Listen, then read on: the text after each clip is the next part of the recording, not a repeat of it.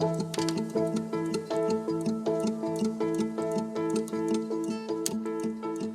welcome to the Governance Podcast at the Centre for the Study of Governance and Society at King's College London. My name is John Meadowcroft and I'm a reader in public policy here at King's. And today I'm joined by Shelby Grossman, who's a researcher at Stanford University in America. Hello, Shelby. Hi, thanks for having me. Well, Shelby, you're involved at the moment in a research project on the politics of order in informal markets. I believe you're working towards a book as part of that project. Well, maybe to begin with, I think your research looks at informal governance in parts of Africa. I mean, why did you study in Africa? Yeah, so my research interest was actually originally in ethnic minority trading groups in general. So specifically, I was fascinated by Lebanese communities in West Africa. So many West African cities have these Lebanese communities that in some cases dominate certain parts of the economy. And I was interested in variation in self-governance among these Lebanese communities. So in some cities that I had been to previously, these Lebanese communities were extremely tight-knit, and if one member of their community violated local norms, they would sanction that person in some way. And then in other West African cities, so for example, Abidjan in Cote d'Ivoire, the Lebanese were actually quite divided among kind of generationally based on when they had come to Cote d'Ivoire. And so I wanted to explore that. So I actually did 2 summers of research on Lebanese communities in different Nigerian cities, but found the research kind of frustrating because the Lebanese can be quite secretive. So then I switched over to this project on markets in Lagos, but initially, the driving motivation was variation in self-governance among these ethnic minority trading groups. Excellent. Well, maybe just to develop into that a little bit, maybe can you tell us a bit about the markets in Lagos that you've studied and how they work in a sense? Yeah, so I'm studying markets in Lagos, Nigeria, and Lagos has about 1,000 markets, and as you can imagine, they are quite varied. So some markets are maybe what you have in your head as, a traditional African market where traders are selling like fruits and vegetables from the tops of tables. And so for those markets, they'll typically be in a very clearly physically delimited area. So there are definitely those types of markets, but then there are also what in Lagos are called plazas. So basically just these small multi-story buildings. You might have 20 to 50 traders, in some cases maybe more. And those are also, I think, really interesting marketplaces. The traders are similar in that these aren't big businesses. The modal trader has no employees.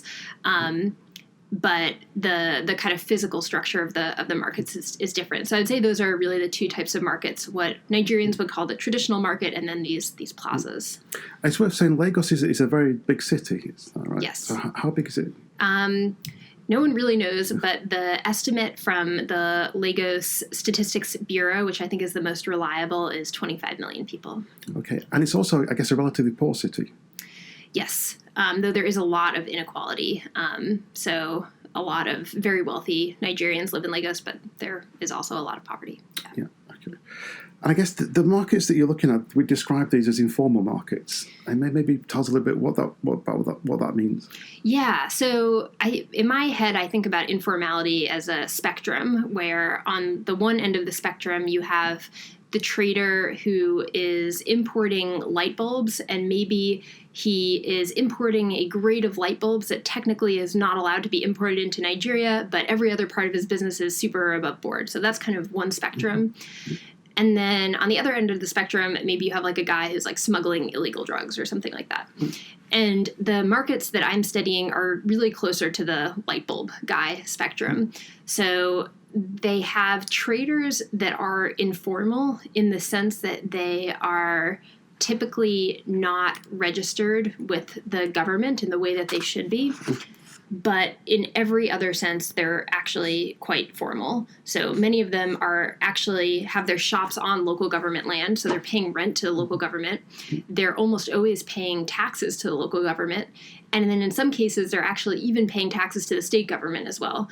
So they're really informal in only the most nominal nominal sense. I mean, I think it is important that they're not registered with the government, but I think sometimes people have in their head that, this is like a black market, and that's not really what's going on. Yeah. So would most economic exchanges in Lagos or in Nigeria be in this informal context? Sorry, say that one more time. So would most economic exchanges in Nigeria or in Lagos be in what you describe as this informal type of context? That's an interesting question. I'm not sure. Definitely when traders from other parts of Nigeria come to Lagos to buy things, they're typically buying from these informal markets. They're not, in general, buying from big wholesalers, which I think is really puzzling. And I think it's kind of an open question, like why there isn't a more developed distribution chain in that sense. So when traders from other parts of Nigeria are coming to Lagos, they're not going to like a supermarket, for example. But there is a large part of the economy is not taking place in these informal markets. But I do think a large part of it is, Yeah. Okay, that makes sense. So you went to Lagos and undertook fieldwork. Maybe tell us a little bit about that process and how that went. Yeah. In the beginning, it was pretty overwhelming. I think, as I mentioned earlier, like one of the reasons that I was so excited to study traders was because I thought they would be easier to speak to than these really secretive Lebanese people. But that turned out to not be the case. The traders were actually just as secretive. And I had so many days where, I would try to interview traders and I would have no successful interview. The traders just wouldn't speak to me. Often the issue was that because these markets are so hierarchical, they felt like they couldn't speak to me without permission from someone, or they would say that, yes, I'm happy to do the interview, but then they wouldn't actually say anything interesting. So that was really hard and really discouraging. And it was at a time when the local currency was really strong. So it could be a day where I would spend like $60 in taxi fare and feel like I didn't learn anything. But then over time I got better at it, and I realized that actually market association leaders were often really great people to talk with, and just by brute force I was able to eventually find traders who would speak with me. And so then once that happened, it was actually a lot of fun to just sit with a trader in their shop for 2 hours and watch them do business, and then have them talk to you about, what was going on with a transaction after it happened, and talking to them about market association politics and local politics. So over time, it became much more enjoyable. I mean, how do you think people received you as an outsider, someone from the States, come to Nigeria, talking to them about maybe quasi-legal activity in a sense? Yeah. Did that make a difference, do you think? Yeah, so there were advantages and disadvantages to being a white Westerner. The advantage was that Lagos is not like many other West African cities that have like lots of NGOs and lots of Westerners. For reasons I don't totally understand, Lagos actually doesn't have a lot of international NGOs, so it's more unusual to see someone like me walking around the markets. And I think to some extent that was actually really useful, because in some parts of Africa, I've heard that there's like researcher fatigue, and people are like, I've already spoken to 17 PhD students. So in that sense, I think it helped me. The disadvantage was that a lot of traders did not believe that I was actually an academic. So I heard stories of a Chinese person who had been walking around the market with the local fixer, and the person said they were an academic, and then the fixer would come back to the market the next day and say, hey, I just want to let you know that guy said he was an academic, but actually he's trying to get into the mobile phone market, and he just wanted to know what prices you guys were selling things at. So people had been burned in that sense before by foreigners, and I think that made it a little difficult. And then, there definitely was this aspect of, are you trying to figure out, how much money I'm making so that you can inform the government and they can tax me differently. So there was that as well. And I think there were probably other issues as well that I just don't even know what they were that were making people suspicious of me. Yeah, sure. But you mentioned these markets often exist on land owned by local governments. And I imagine that introduces sort of politics in Nigeria. I mean, maybe for people who don't know very much about Nigerian politics, could you give an account of how it works, maybe the structure of the government there, and how elections work, perhaps? Yeah. So Nigeria has a federal system of government, just like in the U.S. And at the level of the president, there is what is locally called informal zoning, or I think the technical political science term is consociationalism. So because the country is about 50% Muslims, 50% Christians, very roughly. The president has historically alternated from being from one of those two groups. And up until very recently, politics in Nigeria at the federal level had been dominated by one party, the PDP. But then in Lagos, so Lagos is really special because it has so much commercial activity that isn't really dependent on oil revenue. So Lagos and southwestern Nigeria have historically been dominated by a different party, a party that is now called the APC. And that party has governed in a relatively progressive way over the past few decades, and there are a lot of interesting theories as to why that is. So, this is not to say that Lagos is perfectly governed, but a lot of people see it as having a fairly reformist administration, and many people trace this to the first governor of the most recent republic, Bola Tinubu. And he is a very wealthy businessman who is now locally considered kind of the godfather of Lagos state politics. And many people perceive that he has imposed successive governors ever since. And so now, interestingly, the presidency is also controlled by the APC. So this is the first time that that's happened. So at the moment, the governor of Lagos and the president are from the same party. Okay. And so I guess local government, say in Lagos, they'll be elected on what sort of basis? Yeah, so Lagos has 57 local governments, though actually even that number is contentious because only 20 of them are actually recognized by the federal government. But for all practical purposes, they have 57 local governments, and the local governments are headed by elected chairmen. And the winner is typically from the ruling party, the APC. So often politics is really happening at the nomination process, not at the actual, even though they do have popular elections. But it's really kind of about the elites who decide who the APC nominee will be to run for chairman in that local government. And yeah, then there are popular elections. And increasingly these races are getting tighter where the PDP is actually starting to get close to winning some of these local elections. And sometimes these local government chairmen are fairly old people who are part of a traditional family and have, long roots in a community. And then other times these chairmen are actually quite young. One that I met had started a civil society group before, and they're really reformist and they have kind of really big plans for transforming their local government. Yeah. And what would be the key cleavages, if you like, or dividing lines in Lagos politics or Nigerian politics?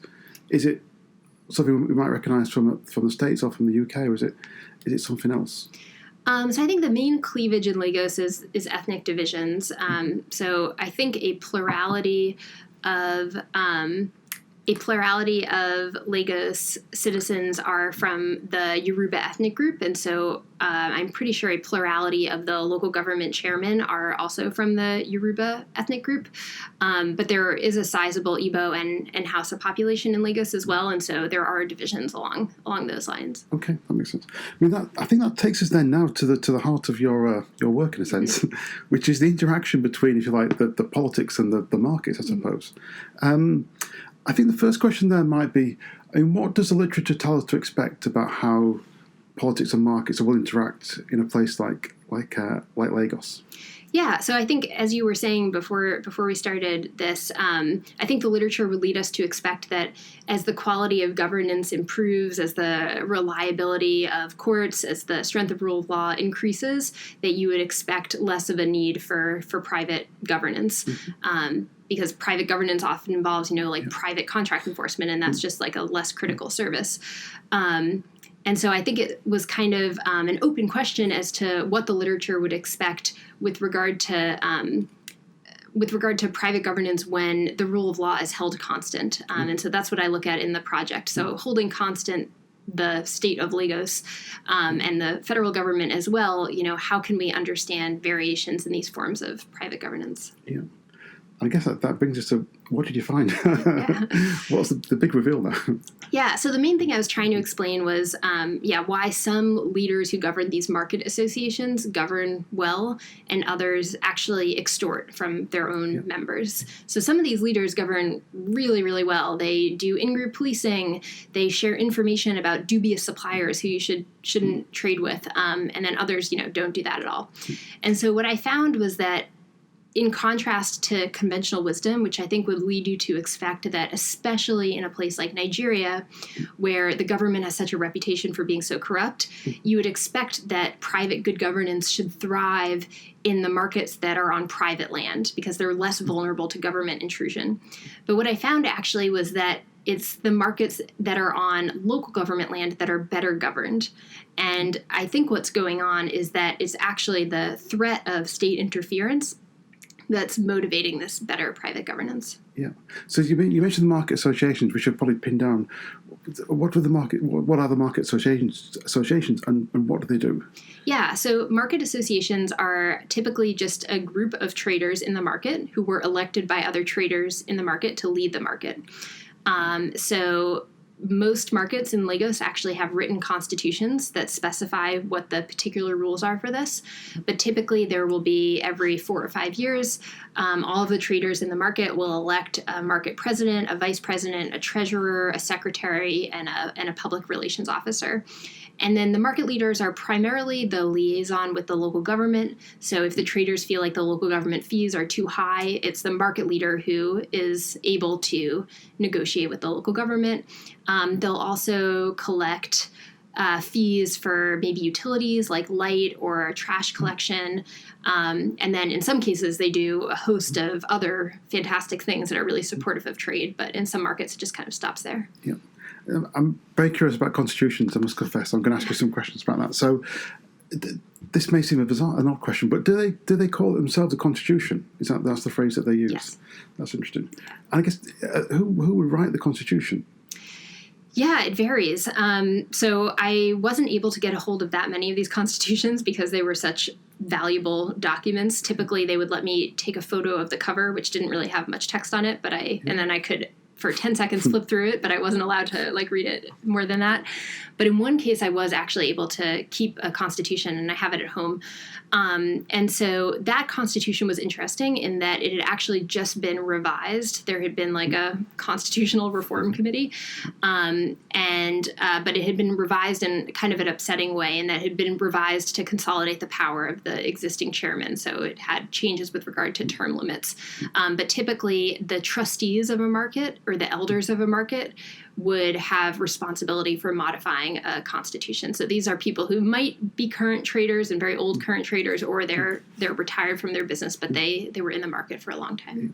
Yeah. So it's written by the elders, or the people who would be in control of the constitution. Is that right? I'm actually not sure who would actually write it. Okay. Yeah. Okay. Do you have a sense, and this may be just this wasn't possible to get to know, I suppose. Do you have a sense in how people would consent, and would people how would they agree, if you like? Yeah, so on paper it's very democratic. So if you want to make a constitutional change, you have to get the support of, I'm making this up, but 2/3 of the traders or something like that. Yeah. But in the market where I learned a lot about this constitution, those votes had been achieved in a kind of sketchy way. So basically, this very predatory chairman had bought off the section leaders of the market. Literally, one section leader told me that he brought them to a hotel for the weekend and wined and dined them, and then gave them envelopes of cash and said, make sure your traders go along with this new constitution. And so they had perhaps, pressured traders to vote along with it. So democratic on paper, but, just as in any country, it can be kind of undemocratic in practice. Yeah.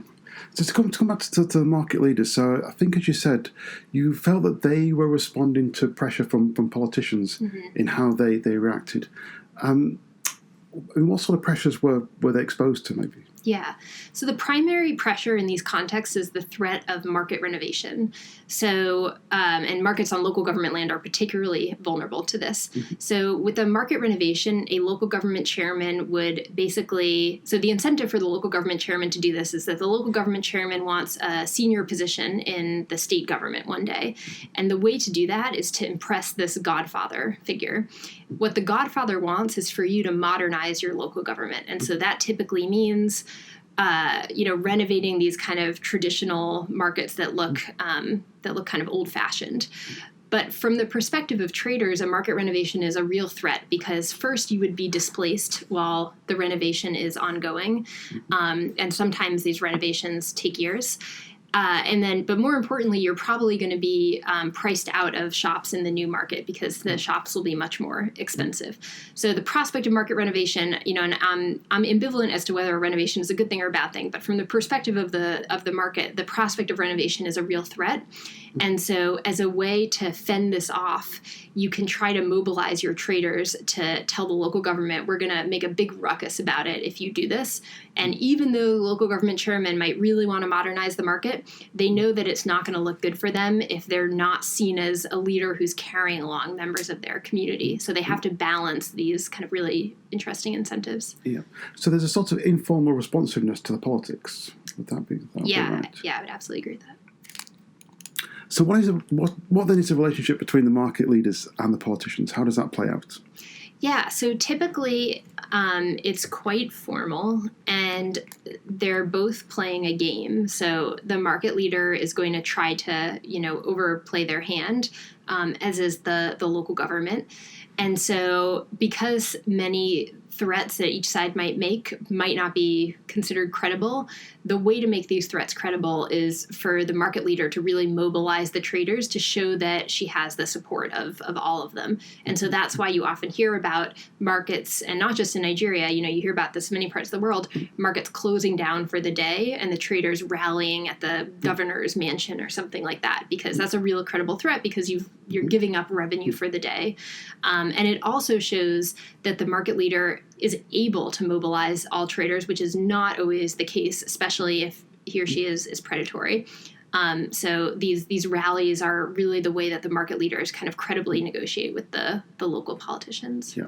And this then has interactions or implications, should I say, for the governance of the market. So how does that work? And what will be the implications too, I guess? Yeah, so I think there are two things going on. So first, the market leader is going to be, under some conditions, incentivized to govern well and not extort when there are these threats, because she knows that she needs the support of the traders to be able to help the market survive a renovation attempt. Yeah. So that's one thing that's going on. And the other thing that's going on is that often in contexts like Nigeria, disputes in the market and various issues provide opportunities for people like the police to intervene and meddle and extract rents. And so in the face of those types of threats, the market leader is going to try to essentially keep her house in order as a way to keep the police out. So I think these government threats are shaping market leader incentives in both of those ways. Yeah. And the converse of that question, so in the absence of those sorts of political threats, how does a market leader tend to behave? Yeah, so in the absence of those types of threats, typically two things happen. So first is that the market leader can just act in a really predatory way. So some people will ask, well, why can't the traders, fight that off? And sometimes they do, but it's quite rare. So you do see many examples, I think many more than the existing literature would suggest, of market leaders who are extorting from traders. But that's not always what happens in the absence of state threats. Sometimes you just see what I think of as like laissez-faire market leaders. So these are market leaders who aren't extorting, but they're also not providing any trade promoting services. They're not trying to reduce disputes because they don't really have any incentives to. So in one market I went to that had a kind of laissez-faire leader, I would ask traders, if you had a dispute with a supplier, is there anyone around here that you would call? Would you call the market leader? And they would say things like, you can't call the market leader because she has a catering business outside the market, so she's never even in her shop. She's not even here. So I think those are two of the things that can happen when markets don't feel like they have the prospect of government intrusion. Yeah. I must ask this, which is, did you find examples that were not consistent with that general pattern?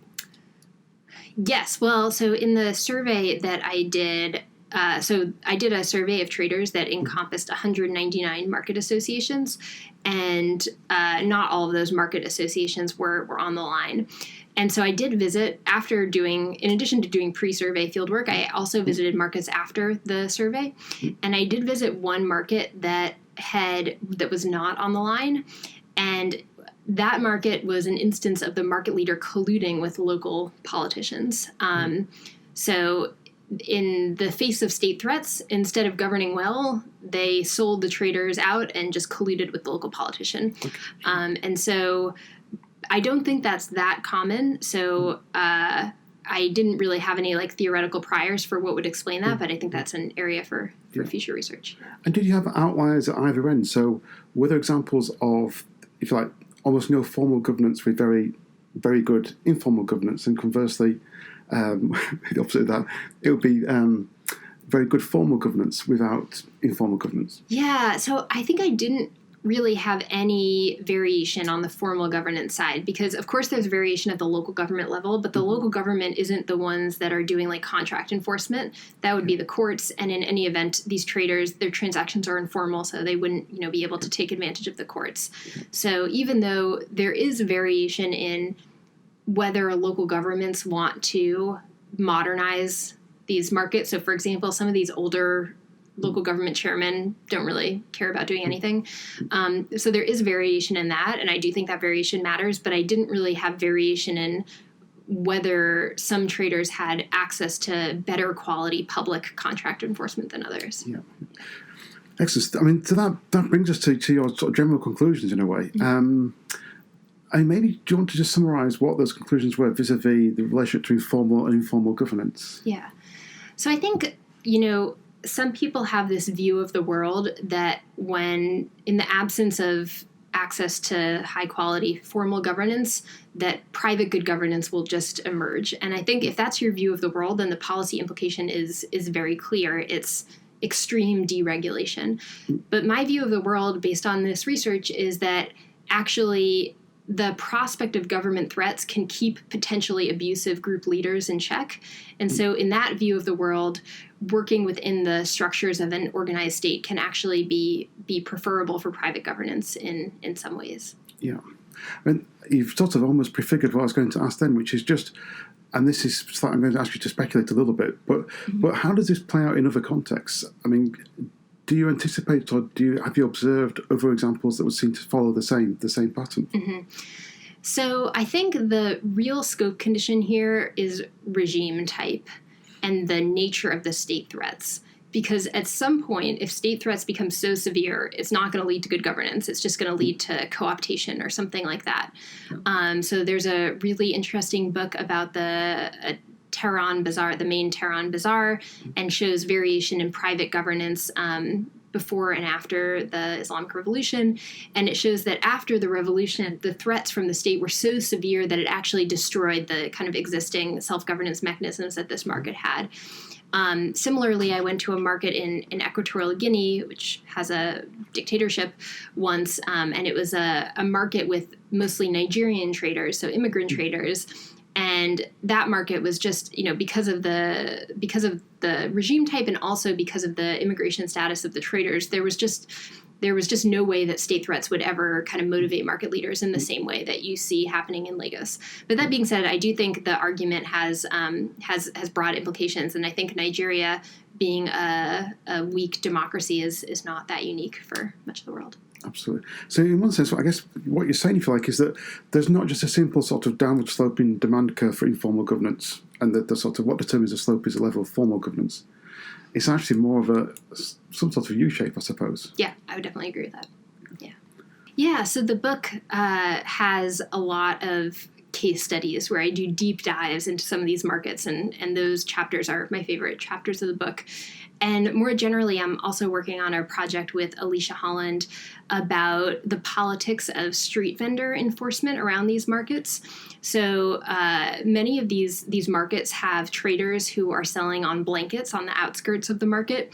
And the presence of these street vendors is a real collective action problem from the presence of the market traders, because they would be better off if there were no street vendors in the first place, because customers are sometimes just buying from the traders with the blankets as opposed to entering the market. But given that there are street vendors on the outskirts of the market, many traders will choose to collude with them and ask the street vendors to be selling their goods for them. So we're trying to understand what explains variation and how different markets respond to that dilemma. And last, I also have an ongoing randomized control trial with Meredith Starts in Nigeria that's trying to evaluate a new financial product for traders that will try to solve some of these contract enforcement issues with a reputation mechanism. Great. Well, that sounds like great work, and we definitely look forward to reading about it and maybe talking about it on the podcast in the future. Thank you, Shelby. Thanks so much for having me.